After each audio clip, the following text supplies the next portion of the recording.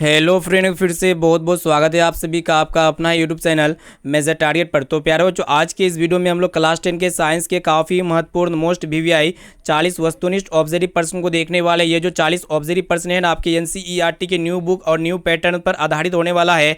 अगर आप ये सभी प्रश्न को अच्छी तरीके से याद कर लेते, पढ़ लेते, तो आपकी फाइनल बोर्ड परीक्षा में काफ़ी सारे प्रश्न जो है ना 100% इसी क्लास से रहने वाला है। ठीक है, और इनके साथ साथ हम आपको अतिरिक्त प्रश्न भी बताएंगे, इसलिए एक एक क्वेश्चन को अपने नोटबुक में नोट जरूर कर लीजिएगा। तो प्यारे बच्चों, फटाफट से वीडियो को लाइक कर दीजिएगा और चैनल पर नए हैं तो चैनल को भी सब्सक्राइब कर लीजिएगा। साथ में बगल में नोटिफिकेशन बेल आइकन आएगा, इसे प्रेस करके ऑल पर जरूर सेलेक्ट कर लीजिएगा। और जितने भी विद्यार्थी अभी तक हमारे व्हाट्सएप ग्रुप में नहीं जुड़े हैं तो फटाफट से मेरा व्हाट्सएप नंबर को नोट कर सकते हैं। मेरा व्हाट्सएप नंबर है 6206076569। इस नंबर को आप सेव कीजिए। आप बोलिए कि सर हमें व्हाट्सएप ग्रुप में जोड़ दीजिए, तो हम जो है ना आपको व्हाट्सएप ग्रुप में जोड़ देंगे। तो चलिए प्यारे बच्चों, वीडियो को शुरू करते हैं। तो प्यारे बच्चों देखिएगा, आज का प्रथम प्रश्न जो कि आपके बोर्ड एग्जाम के लिए बहुत ही महत्वपूर्ण है, मोस्ट इंपोर्टेंट है। प्रश्न ये कराए कि रक्त का पीएच मान कितना होता है। बहुत ही महत्वपूर्ण, मोस्ट इंपोर्टेंट है।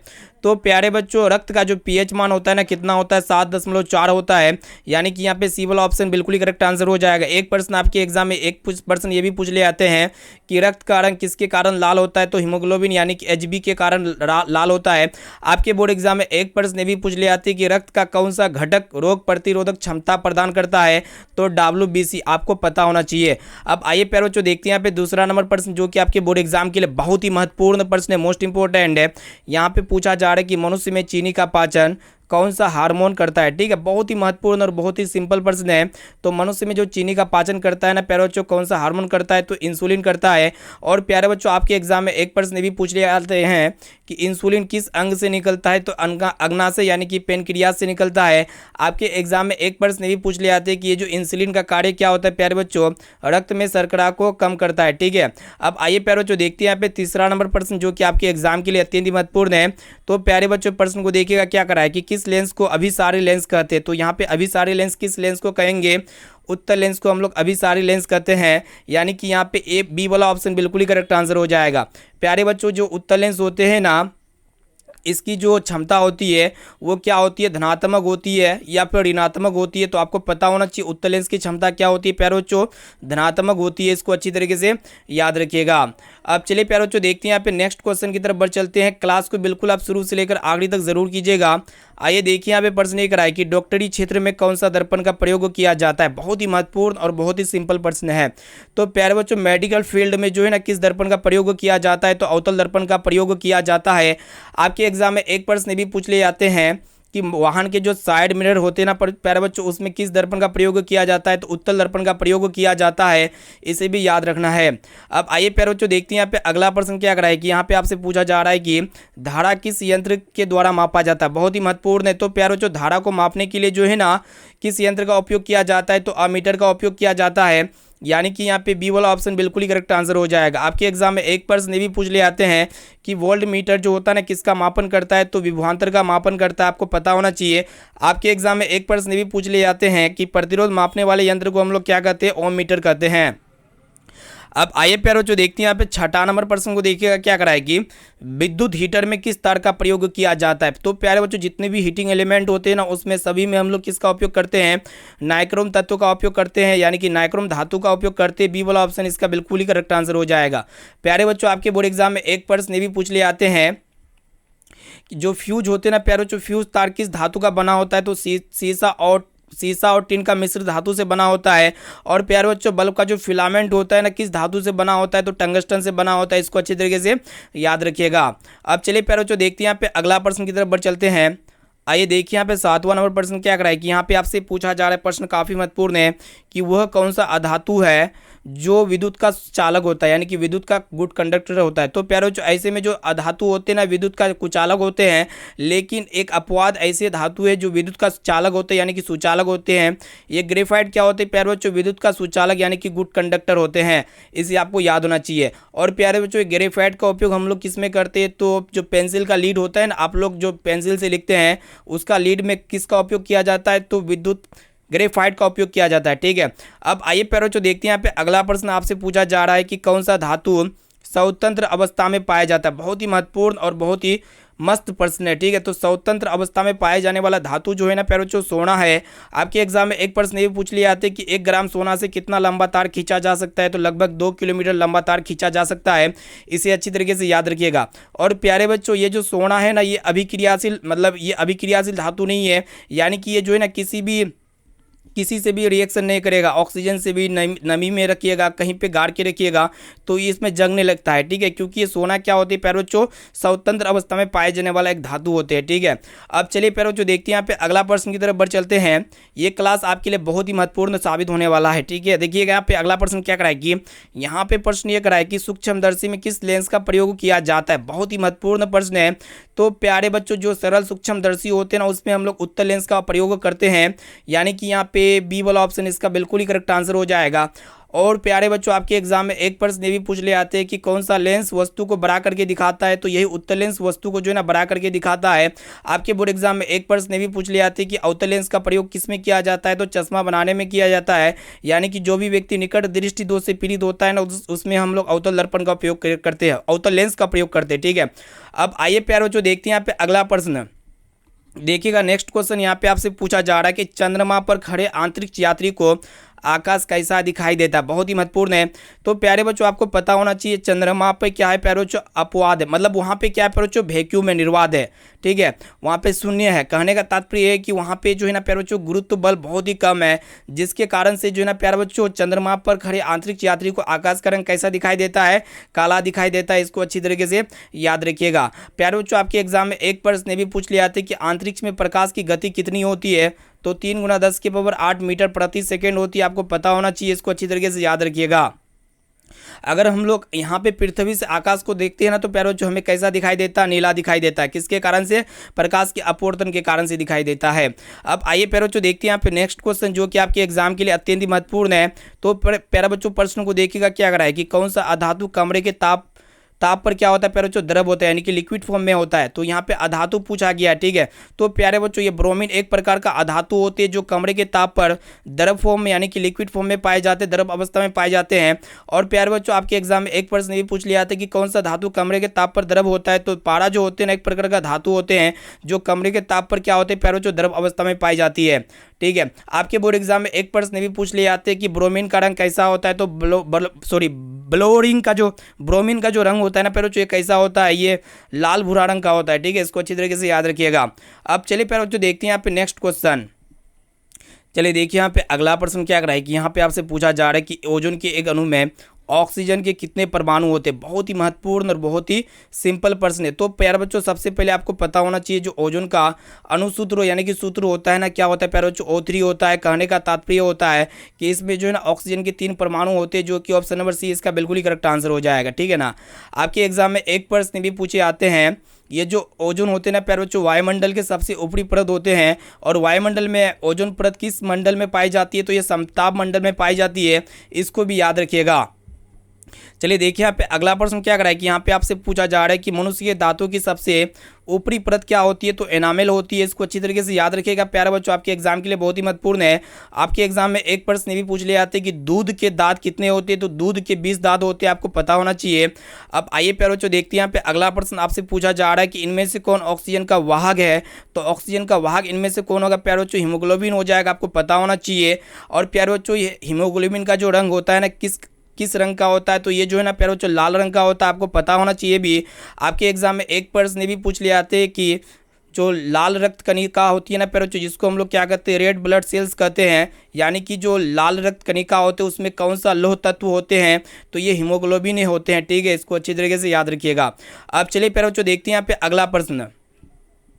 चलिए देखिए यहाँ पे 15 नंबर प्रश्न भी बहुत ही महत्वपूर्ण है आपके एग्जाम के लिए। तो प्यारे बच्चों, प्रश्न को देखिएगा, आपसे क्या पूछा जा रहा है कि धातुओं में धारावाहक होते हैं। तो प्यारे बच्चों, धातुओं में धारावाहक कौन होते हैं, तो मुक्त इलेक्ट्रॉन होते हैं, यानी कि फ्री इलेक्ट्रॉन होते हैं। इसको अच्छी तरीके से याद रखिएगा। इसका बी वाला विकल्प बिल्कुल ही करेक्ट आंसर हो जाएगा। अब आइए प्यारे बच्चों, देखते हैं यहाँ पे अगला प्रश्न आपसे पूछा जा रहा है कि विद्युत में तार का रंग कैसा होता है। तो प्यारे बच्चों, विद्युत में तार का रंग कैसा होता है, ये जो होते हैं ना काला रंग का होते हैं।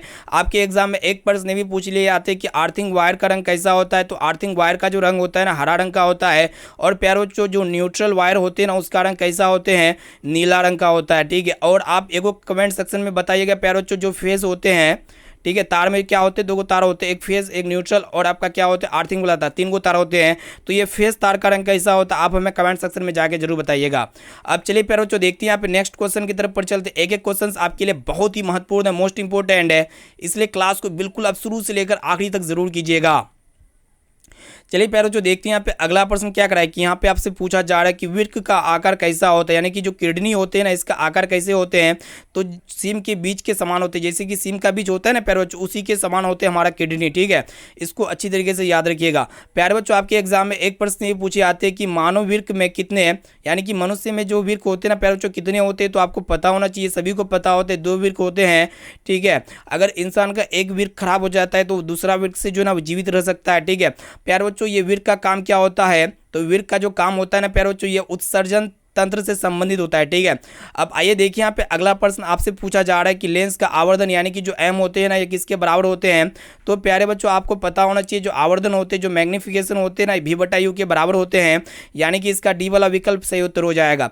प्यारे बच्चों आपके एग्जाम में एक प्रश्न ये भी पूछे आते हैं कि आवर्धन का ऐसा ही मात्रक क्या होते हैं। प्यारे बच्चों ये आवर्धन जो होते हैं ना लेंस का जो आवर्धन होते हैं इसका कोई भी ऐसा ही मात्रक होता है कि नहीं होता, आप हमें कमेंट सेक्शन में जाके बताइएगा ये क्या होते हैं प्यारे बच्चों, यूनिटलेस होते हैं, ठीक है, यानी कि इसका कोई भी ऐसा ही मात्रक नहीं होता है आवर्धन का। प्यारे बच्चों आपकी बोर्ड एग्जाम में एक प्रश्न भी पूछे आते हैं कि लेंस की जो क्षमता होती है ना इसका ऐसे मात्रक क्या होते हैं, तो डायोप्टर होते हैं, और प्यारे बच्चों डायोप्टर को हम लोग कैपिटल डी के द्वारा दिखाते हैं। अब चलिए प्यारे बच्चों देखते हैं यहाँ पे नेक्स्ट क्वेश्चन क्या कराए कि यहाँ पे आपसे पूछा जा रहा है कि निर्गत किरण और अभिलंब के बीच बने कोण को क्या कहते हैं, बहुत ही महत्वपूर्ण प्रश्न है। तो निर्गत किरण और अभिलंब के बीच जो कोण बनता है ना उसको हम लोग क्या कहते हैं, निर्गत कोण कहते हैं, यानी कि यहाँ पे सी वाला विकल्प बिल्कुल ही करेक्ट आंसर हो जाएगा।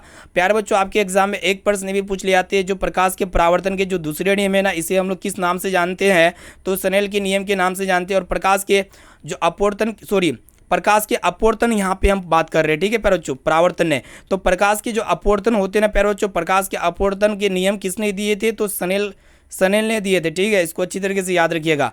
अब आइए प्यारे बच्चों देखते हैं यहाँ पे अगला प्रश्न की तरफ बढ़ चलते हैं। चलिए देखिए यहाँ पे अगला प्रश्न क्या कराए कि यहाँ पे आपसे पूछा जा रहा है कि कोशिका का पावर हाउस किसे कहा जाता है। बहुत ही महत्वपूर्ण और सिंपल प्रश्न है, मस्त प्रश्न है, धमाकेदार प्रश्न है। तो कोशिका का पावर हाउस किसे कहते हैं प्यारे बच्चों, तो माइटोकॉन्ड्रिया को कोशिका का पावर हाउस कहा जाता है, यानी कि यहाँ पे ए वाला विकल्प जो है ना बिल्कुल ही करेक्ट आंसर हो जाएगा, ठीक है। प्यारे बच्चों आपके एग्जाम में एक प्रश्न भी पूछ ले आते हैं कि कोशिका में ऊर्जा किसके रूप में संग्रहित होती है, तो ATP के रूप में ऊर्जा संग्रहित होती है कोशिका में। आइए देखिए यहाँ पे अगला प्रश्न क्या कराए कि यहाँ पे आपसे पूछा जा रहा है कि हीलियम कैसा तत्व होते हैं। तो प्यारे बच्चों ये हीलियम जो होते हैं ना ये अकीरीय तत्व होते हैं। कैसा तत्व होते हैं प्यारे बच्चों, अकीरीय तत्व, यानी कि हीलियम जो होते हैं ना प्यारे बच्चों कैसा तत्व होते हैं, अकीरीय। कहने का तात्पर्य होता है हीलियम गैस का उपयोग हम लोग किस में करते हैं, तो हीलियम गैस का उपयोग जो है ना प्यारे बच्चों गुब्बारे भरने के लिए इसका उपयोग करते हैं। अकीरीय जो गैस होते हैं ना प्यारे बच्चों इसको हम लोग किस नाम से जानते हैं, इसको हम लोग नोबल गैस के भी नाम से जानते हैं, इसको भी अच्छी तरीके से याद रखिएगा, बोर्ड एग्जाम के लिए इंपॉर्टेंट है। अब आइए प्यारे बच्चों देखते हैं यहाँ पे अगला प्रश्न आपसे पूछा जा रहा है कि जल में हाइड्रोजन और ऑक्सीजन की परमाणु संख्याओं का अनुपात कितना होता है। तो प्यारे बच्चों सबसे पहले आपको पता होना चाहिए जो जल का रासायनिक सूत्र होते हैं ना क्या होते हैं, H2O होते हैं। कहने का तात्पर्य ये होता है कि यहाँ पे हाइड्रोजन के कितने परमाणु होते हैं, 2 परमाणु होते हैं, और ऑक्सीजन के कितने परमाणु यहाँ पे 1 होते हैं, ठीक है। जहाँ पे कुछ नहीं लिखा हो रहेगा वहाँ पे आपको पता होना चाहिए 1 होते हैं। तो यहाँ पे अगर हम लोग देखते हैं प्यारे बच्चों तो हाइड्रोजन और ऑक्सीजन के परमाणु की संख्या का अनुपात पूछा जा रहा है, तो यहाँ पे 2:1 हो जाएगा, ठीक है। कितना हो जाएगा, 2:1, जो कि यहाँ पे ए वाला विकल्प बिल्कुल ही करेक्ट आंसर हो जाएगा। अब चलिए प्यारे बच्चों देखते हैं यहाँ पे नेक्स्ट क्वेश्चन की तरफ बढ़ चलते हैं। चलिए देखिए यहाँ पे 23 नंबर प्रश्न क्या कराए कि यहाँ पे आपसे पूछा जा रहा है कि आवर्त सारणी में कितने आवर्त होते हैं, ठीक है। तो आवर्त सारणी में कितने आवर्त होते हैं प्यारे बच्चों, तो आपको पता होना चाहिए 7 आवर्त होते हैं। आपके एग्जाम में एक प्रश्न भी पूछ लिया था कि आवर्त सारणी में कुल कितने समूह होते हैं, तो 18 समूह होते हैं, आपको पता होना चाहिए। प्यारे बच्चों आपके फाइनल मैट्रिक बोर्ड परीक्षा में एक प्रश्न भी पूछ लिया था कि मेंडलीव ने कितने आवर्त बनाए थे। तो मेंडलीव ने जो है ना प्यारे बच्चों कितने आवर्त बनाए थे, 7 आवर्त बनाए थे, इसको अच्छी तरीके से याद रखिएगा। अब आइए प्यारे बच्चों देखते हैं यहाँ पे 24 नंबर प्रश्न क्या कराएगी। यहाँ पे आपसे पूछा जा रहा है कि सिलिका क्या है। तो प्यारे बच्चों सिलिका एक प्रकार का क्या होते हैं क्या होते हैं, धातु या फिर अधातु या फिर उपधातु। तो सिलिका क्या होते हैं प्यारे बच्चों, अधातु उपधातु होते, जो कि यहाँ पे सी वाला ऑप्शन बिल्कुल ही करेक्ट आंसर हो जाएगा। चलिए देखिए यहाँ पे नेक्स्ट क्वेश्चन यहाँ पे आपसे पूछा जा रहा है कि OH सिंगल बॉन्ड का क्रियाशील मूलक को क्या कहते हैं। तो प्यारे बच्चों OH सिंगल बॉन्ड के क्रियाशील मूलक को हम लोग क्या कहते हैं, आपको पता होना चाहिए, अल्कोहल कहते हैं प्यारे बच्चों। इसका ऑप्शन नंबर सी जो है ना बिल्कुल ही करेक्ट आंसर हो जाएगा। प्यारे बच्चों आपके एग्जाम में एक प्रश्न भी पूछ ले आते हैं कि जो अल्कोहल होते हैं ना, इसका रासायनिक सूत्र क्या होते हैं, ठीक है, रासायनिक नाम क्या होते हैं, तो इसको हम लोग क्या कहते हैं प्यारे बच्चों, एथेनॉल कहते हैं। रासायनिक नाम क्या होते हैं अल्कोहल का, एथेनॉल, ठीक है। और प्यारे बच्चों इसका जो रासायनिक सूत्र होता है ना, क्या होते हैं आपको पता होना चाहिए, CnH2n। यहाँ पे देखिएगा CnH2n प्लस OH होते हैं, ठीक है। इसको अच्छी तरीके से याद रखिएगा, बोर्ड एग्जाम के लिए बहुत ही महत्वपूर्ण है। अब चलिए प्यारे बच्चों देखते हैं यहाँ पे अगला प्रश्न की तरफ बढ़ चलते हैं, जो कि आपके एग्जाम के लिए अत्यंत ही महत्वपूर्ण प्रश्न सम्मिलित किए हुए हैं। चलिए देखिए यहाँ पे नेक्स्ट क्वेश्चन यहाँ पे आपसे पूछा जा रहा है कि प्रकृति में ऑक्सीजन का संतुलन कैसे बना रहता है। तो प्रकृति में जो ऑक्सीजन का संतुलन बना रहता है ना प्यारे बच्चों, किसके द्वारा बना रहता है, कैसे बना रहता है, तो प्रकाश संश्लेषण के द्वारा बना रहता है। और प्यारे बच्चों ये प्रकाश संश्लेषण जो है ना कहाँ पे होता है, तो क्लोरोप्लास्ट में होते हैं। प्रकाश संश्लेषण में किस गैस का अवशोषण होता है, तो यहाँ पे CO2 गैस का अवशोषण होता है। और प्रकाश संश्लेषण में किस गैस का उत्सर्जन होता है, तो ऑक्सीजन गैस का उत्सर्जन होता है।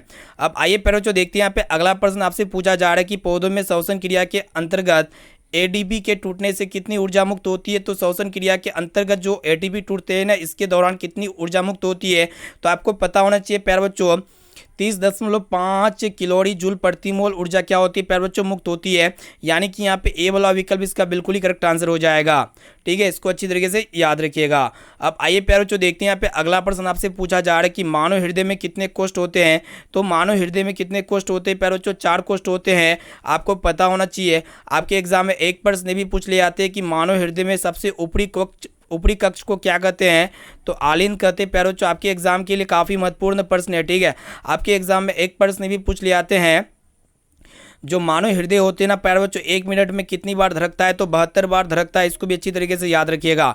अब आइए प्यारे बच्चों देखते हैं यहाँ पे अगला प्रश्न की तरफ बढ़ चलते हैं, जो कि अत्यंत ही महत्वपूर्ण प्रश्न को देख रहे हैं। देखिएगा प्रश्न एक रहा है कि आपसे पूछा जा रहा है कि मानव हृदय का औसत प्रकुंचन रक्तदाब कितना होता है, वही आपको बताना है। तो यहाँ पे मानव हृदय का जो औसत प्रकुंचन रक्तदाब होता है ना प्यारे बच्चों कितना होता है, आपको पता होना चाहिए। तो 120 mmHg होता है, आपको ये पता होना चाहिए, ठीक है। और प्यारे बच्चों जो रक्तदाब होता है, यानी कि जो रक्तचाप होता है ना, इसको मापने के लिए हम लोग कौन सा यंत्र का प्रयोग करते हैं, तो स्पाइगनोमैनोमीटर का उपयोग करते हैं।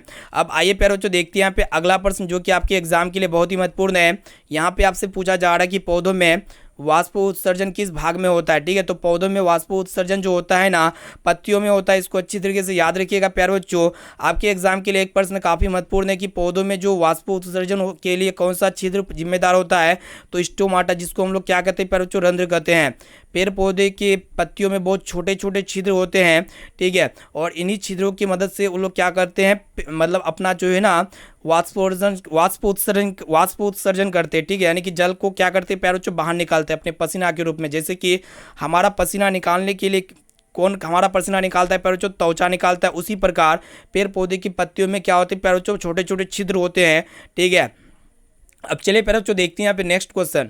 आइए देखिए यहाँ पे अगला प्रश्न क्या है कि यहाँ पे आपको बताना है कि कृत्रिम वीर्य किन अपशिष्ट उत्पादों को रुधिर से अपवहन द्वारा पृथक करता है, तो नाइट्रोजन। यानी कि इसका ए वाला ऑप्शन बिल्कुल ही करेक्ट आंसर हो जाएगा, बोर्ड एग्जाम के लिए बहुत ही महत्वपूर्ण है। और ये जो वीर्य होते हैं ना प्यारे बच्चों किससे संबंधित होते हैं, तो ये उत्सर्जन से संबंधित होते हैं। इसको अच्छी तरीके से याद रखिएगा। अब चलिए प्यारे बच्चों देखते हैं यहाँ पे अगला प्रश्न को देखिएगा क्या कराए कि यहाँ पे आपसे पूछा जा रहा है कि हाइड्रा में प्रजनन किस विधि से होता है, तो हाइड्रा में प्रजनन मुकुलन विधि से होता है। इसे आपको याद रखना है, ठीक है ना। आइए देखिए यहाँ पे अगला प्रश्न क्या कराए कि किसी माध्यम के अपवर्तनांक यानी कि म्यू का मान क्या होता है प्यारे बच्चों, तो sine i upon sine r होते हैं, जो कि यहाँ पे किसी भी ऑप्शन में नहीं दिख रहा है, ठीक है। हम लोग जानते हैं म्यू बराबर क्या होते हैं प्यारे बच्चों, sine i upon sine r होते हैं। आपको पता होना चाहिए चीज़, ठीक है। यानी कि कहने का तात्पर्य होता है जो प्रकाश के अपवर्तन के जो दूसरे नियम होते हैं ना प्यारे बच्चों, किसी खास माध्यम के लिए, ठीक है, आपतन कोण की जया अपवर्तन कोण की जया का अनुपात क्या होते हैं प्यारे बच्चों, स्थिर होते हैं, कांस्टेंट होते हैं, नियतांक होते हैं। और हम लोग यहाँ पे स्नेल के नियम के नाम से भी इसको हम लोग जानते हैं, ठीक है ना। अब आइए देखिए यहाँ पे अगला प्रश्न आपसे पूछा जा रहा है, प्रश्न काफ़ी महत्वपूर्ण है बोर्ड एग्जाम के लिए, कि दाढ़ी बनाने में कौन दर्पण उपयुक्त होती है। तो दाढ़ी बनाने के लिए हम लोग जो है ना प्यारों बच्चों कौन सा दर्पण का उपयोग करते हैं, अवतल दर्पण का प्रयोग करते हैं। आपके एग्जाम में एक प्रश्न भी पूछे जाते हैं कि सर्च लाइट के परावर्तक के लिए कौन सा दर्पण का प्रयोग किया जाता है, तो यही अवतल दर्पण का प्रयोग किया जाता है। अब चलिए प्यारों बच्चों देखते हैं यहाँ पे नेक्स्ट क्वेश्चन, जो कि अत्यंत ही महत्वपूर्ण प्रश्न आपके सामने प्रस्तुत कर रहे हैं।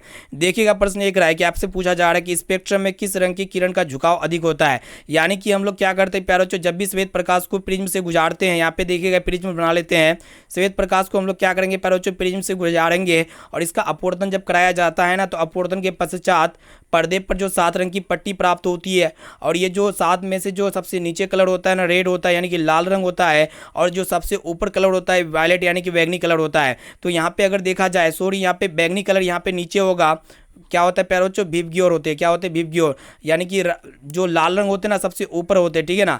यानी कि ये जो बैंगनी कलर होते हैं ना, इसका विचलन सबसे क्या होते हैं प्यारों बच्चों, सबसे झुकाव इसका सबसे ज़्यादा होते हैं, ठीक है ना। तो बैंगनी रंग का झुकाव सबसे ज़्यादा होते हैं, और जो लाल रंग होते हैं, लाल रंग का झुकाव क्या होते हैं प्यारों बच्चों, सबसे कम होते हैं। अब आइए प्यारों बच्चों देखते हैं यहाँ पे अगला प्रश्न आपसे पूछा जा रहा है कि विद्युत फ्यूज विद्युत धारा के किस प्रभाव पर कार्य करता है। तो विद्युत फ्यूज विद्युत धारा के जो है ना प्यारों जो किस सिद्धांत पर कार्य करता है, किस प्रभाव पर कार्य करता है, आपके एग्जाम के लिए बहुत ही महत्वपूर्ण प्रश्न है। तो उसमें यानी कि यहाँ पे ए वाला ऑप्शन इसका बिल्कुल ही करेक्ट आंसर हो जाएगा। प्यारे बच्चों आपके एग्जाम में एक प्रश्न भी पूछ ले जाते हैं, जो विद्युत हीटर होते हैं ना प्यारों, विद्युत हीटर में किसका प्रयोग होते हैं, तो नाइक्रोम का प्रयोग करते हैं। ये प्रश्न हम पहले बता दिए। आइए देखिए यहाँ पे अगला प्रश्न आपसे पूछा जा रहा है कि किसी कुंडली का प्रतिरोध ज्ञात करने के लिए सूत्र क्या होता है। तो प्यारों जो रेजिस्टेंस ज्ञात करने के लिए जो फॉर्मूला होते हैं, हम लोग क्या पढ़े थे प्यारों, जो ओम का नियम से क्या पढ़े थे, V बराबर क्या होते हैं, IR होते हैं, ठीक है ना, आपको पता होना चाहिए। तो यहाँ पे अगर R का मान निकाला जाएगा तो क्या हो जाएगा, V/I हो जाएगा, ठीक है ना, आपको पता होना चाहिए। तो यहाँ पे कौन सा विकल्प में दिया हुआ है, देखिएगा R बराबर V/I, जो कि ऑप्शन बी में आपका दिया हुआ है, यानी कि बी वाला ऑप्शन बिल्कुल ही करेक्ट आंसर हो जाएगा। और प्यारे बच्चों ये जो प्रतिरोध होते हैं ना, प्रतिरोध का ऐसे मात्रक क्या होते हैं अगर आपके एग्जाम में पूछा जाए तो ओम होते हैं, ठीक है। और प्यारे बच्चों विभवांतर का ऐसे मात्रक क्या होते हैं अगर आपके एग्जाम में पूछा जाए तो क्या होते हैं प्यारे बच्चों, वोल्ट होते हैं। और वोल्ट को हम लोग किसके द्वारा दिखाते हैं, कैपिटल V के द्वारा दिखाते हैं। अब चलिए प्यारे बच्चों देखते हैं यहाँ पे अगला प्रश्न की तरफ बढ़ चलते हैं। चलिएगा नेक्स्ट क्वेश्चन क्या कर रहा है कि यहाँ पे आपसे पूछा जा रहा है कि डायनेमो से किस प्रकार की धारा प्राप्त होती है। तो डायनेमो से जो है ना प्यारे बच्चों प्रत्यावर्ती धाराएं प्राप्त होती है, आपको पता होना चाहिए। आपके एग्जाम के लिए एक प्रश्न काफी महत्वपूर्ण प्रश्न आपसे पूछ रहे हैं कि बैटरी से किस प्रकार की धारा प्राप्त होती है, तो दिष्ट धाराएं प्राप्त होती है। इसको अच्छी तरीके से याद रखिएगा। अब आइए देखिए यहाँ पे अगला प्रश्न आपसे पूछा जा रहा है कि डेंगू उत्पन्न करने वाला जो मच्छर होते हैं ना, किस तरह के जल में रहता है। तो डेंगू उत्पन्न करने वाला मच्छर किस तरह के जल में रहता है, तो साफ जल में रहता है। इसको अच्छी तरीके से याद रखिएगा। आपके एग्जाम में एक प्रश्न भी पूछ लिया कि मलेरिया फैलाने वाला मच्छर कौन सा होता है। तो मादा एनोफिलिस नामक जो है ना प्यारों जो मलेरिया फैलाता है, और मलेरिया फैलाने वाला मच्छर किस जल में पनपते हैं, तो गंदा जल में पनपते हैं। अब आइए प्यारों जो देखते हैं यहाँ पे अगला प्रश्न क्या कर रहा है कि निम्नलिखित में से कौन बायोगैस ईंधन स्रोत नहीं है। तो यहाँ पे बायोगैस ईंधन का स्रोत कौन नहीं है, आपको बताना है। तो नाभिक की ऊर्जा हो जाएगा, ऑप्शन नंबर सी इसका बिल्कुल ही करेक्ट आंसर हो जाएगा। तो यहाँ पे हम लोग फाइनली क्लास 10 के साइंस के मोस्ट इंपोर्टेंट 40 वस्तुनिष्ठ ऑब्जर्व प्रश्न को पढ़ चुके हैं।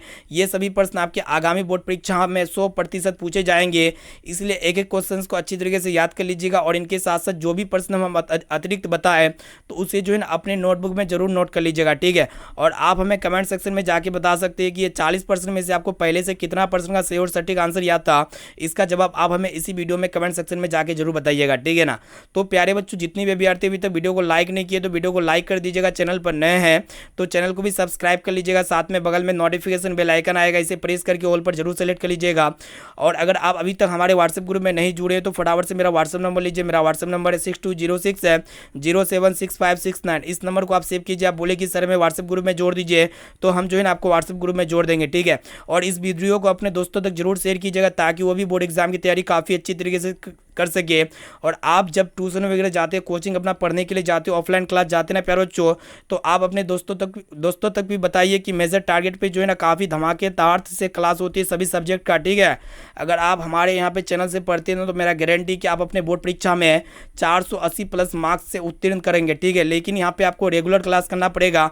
अगर यहाँ पे हम लोग क्लास का टाइम को बताएंगे तो क्लास जो होती है ना प्यारे बच्चों, डेली दोपहर में 1:45 में क्लास होती है और शाम में यहाँ पे 8:45 में क्लास होती है। और यहाँ पे अगर सुबह का बात किया जाए तो सुबह में 6 बजे क्लास होती है। और ये सभी क्लास को अगर आप कर लेते हैं अभी से ना, तो बोर्ड एग्जाम में आपसे कोई नहीं रोक सकता है 480+ मार्क्स अचीव करने के लिए, ठीक है। इसलिए यहाँ पे डेली क्लास कीजिए। वीडियो को अभी तक शेयर नहीं किए तो फटाफट से वीडियो को शेयर कीजिए। फिर मिलते हैं यहाँ पे अगले क्लास में।